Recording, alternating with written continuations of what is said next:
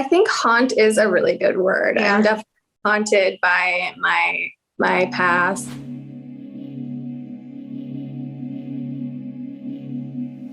It's good, but again, I feel like I deal with a lot of trust issues. Mm-hmm. And I know there are so many people who are like waiting for the wedding date. Like, when is this big princess wedding going to happen? But I don't know. I'm taking my time right now, and I'm in no rush to walk down the aisle. I'm kind of, working through my past stuff right now.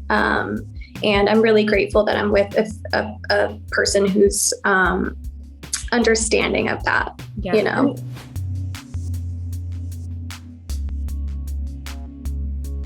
Really, really difficult. Yeah. It's still, it's an ongoing thing. I'm in therapy to, try to make sense of a lot of the things I went through. I got married a week after meeting my first husband, and then, everything was just so crazy, and it's been a lot to try to overcome all of that. So I think it's one step at a time, right?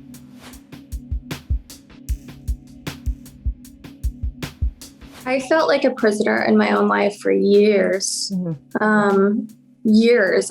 Probably 6 months after I got married and I was emancipated. And then, I kind of felt like I became a prisoner of perspective of the world too. So it was like a really layered situation. I felt like a prisoner in my house, felt like a prisoner in my body. I felt like a prisoner in everybody else's minds of who they thought I was. And I just accepted it. I just completely shit on myself. I just accepted it because there was really no other option for me until it started to become an issue with my mental health. I would check into Cedars-Sinai almost every month for panic attacks and thinking I was going to have a heart attack. Even to this day, I still wear I check my blood pressure or my heart because I'm always thinking I'm having a heart attack. I struggle really, really bad with anxiety and all of that stuff. So I just got to a point where I knew if I didn't do something, if I didn't get out, if I didn't find that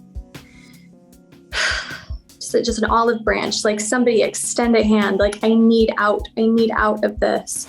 And I met my fiancé, and we've been together for 5 years on and off. It hasn't been easy. We've broken up many times, some of which because Doug entered my life and groomed me again. And it's so hard to get out of that just the control. It's so difficult. I can't even explain to somebody who hasn't been through it. It's really hard. Right. But I'm so grateful to my fiance because he did save me in a sense. But I need to save myself. And that's what this book is for me, is a saving myself process.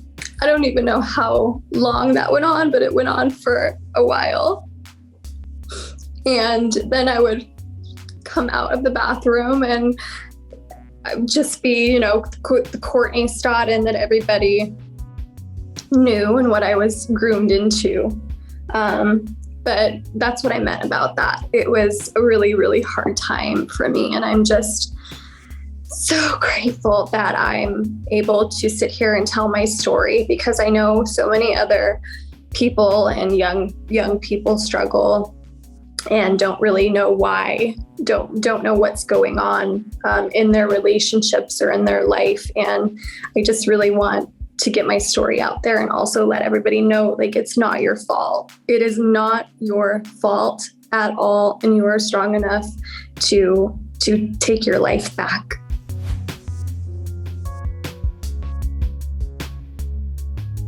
Absolutely. Writing about so much trauma is difficult. but I'm only doing it because I know it's going to help a lot of people. And, so many people reach out to me and tell me that I've helped them so much, and that just keeps me going. I talk a lot more about my depression. Obviously, I go into it really deeply in my book, but just to give you kind of a perspective on it, there was a point in time where I would shut myself in the bathroom and just put my head underwater and just stay there. Sorry. I'm so sorry.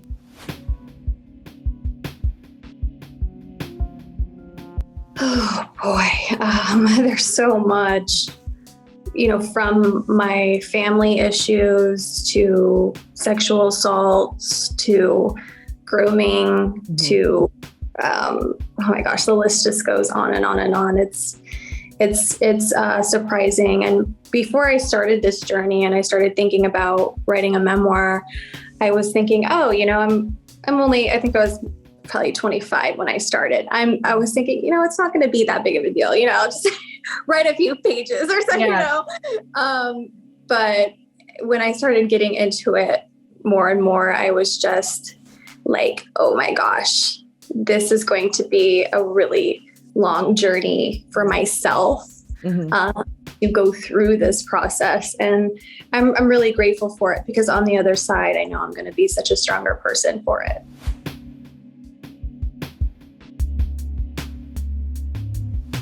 Ooh, I felt like you just punched me in the gut there. I think maybe that's a yes. I mean, no, I love 495. Oh my gosh, the production company, Sally Sassano, amazing woman.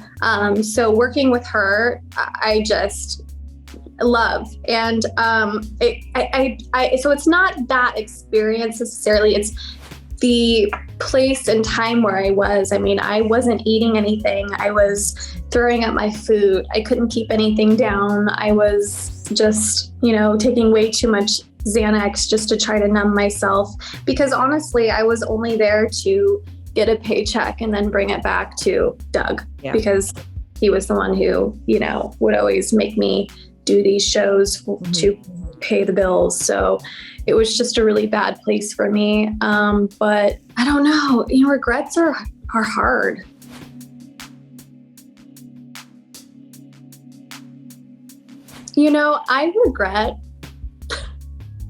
I regret Dustin Diamond.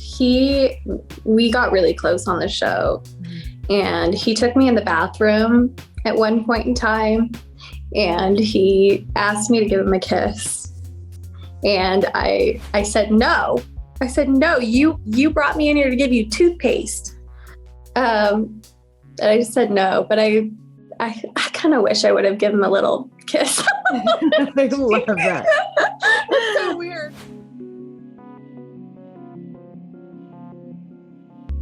Are you kidding me? There's so many of them that are so cringy. But again, it was a child trying to be a woman in her closet, dressing up, thinking a shirt was a dress. And, you had Doug, who was cheering me on and, liked exploiting a child. So I can't really blame that on myself too much.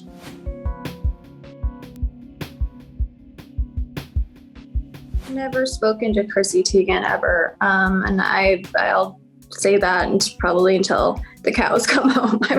I've never talked to her ever. I have never communicated with her husband. I've never communicated with anybody around her. There was no reason for her to tell me to kill myself. Yeah. Did she reach out to you though afterwards and apologize? I haven't heard anything from her. You haven't heard anything.